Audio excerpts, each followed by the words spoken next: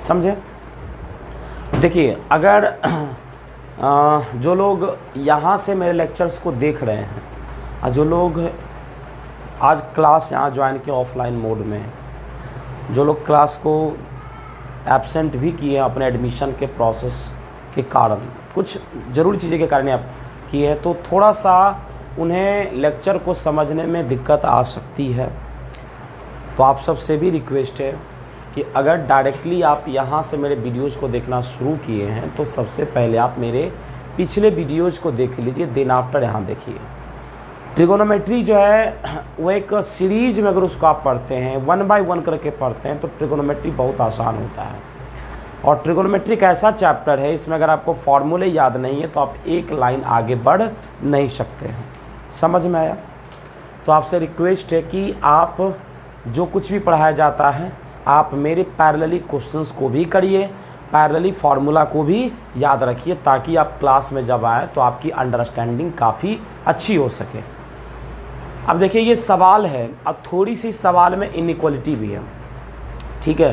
तो हम लोग इनइक्वालिटी को भी पढ़ लिए हैं और आप जा कर के, अभी तो मेरे इनइक्वालिटी का वीडियोज नहीं मिलेंगे, लेकिन मैं बहुत जल्द मैं कोशिश करूँगा इनइक्वालिटी को भी अपलोड कर देने के लिए। जो भी इनइक्वालिटी आएगी तो हम उसको, हम जो ऑपरेशन आएगा इनइक्वालिटी के ऊपर, उसको हम लोग यहाँ बताते हुए चलेंगे, ठीक है? सबसे पहले समझिए, आपको दे रखा है कि cot alpha is equal to 1 sec beta is equal to -5/3। Alpha के संदर्भ में बताया कि ये पाई से लेकर के 3π/2 मतलब थर्ड क्वाड्रेंट में लाई करता है।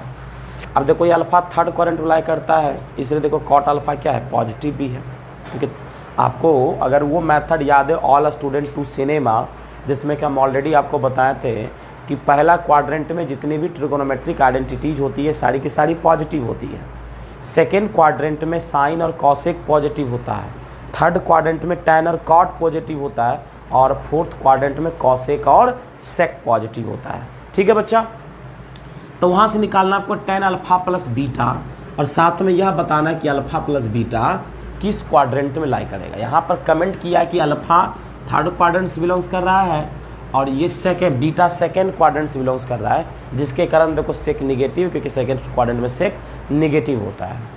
तो सर देखिए, टैन अल्फा प्लस बीटा को आपको निकालना है, और टैन अल्फा प्लस बीटा का क्या फॉर्मूला होगा, तो लिख देता है, इसका फॉर्मूला होगा tan alpha plus tan beta divided by 1 minus tan alpha into tan beta. कोई दिक्कत नहीं है। आपको टैन अल्फा नहीं दिया लेकिन कॉट अल्फा दिया है, तो टैन अल्फा होता है 1/cot अल्फा। ज़रूरी की चीज़ें निकालते हैं यहाँ से।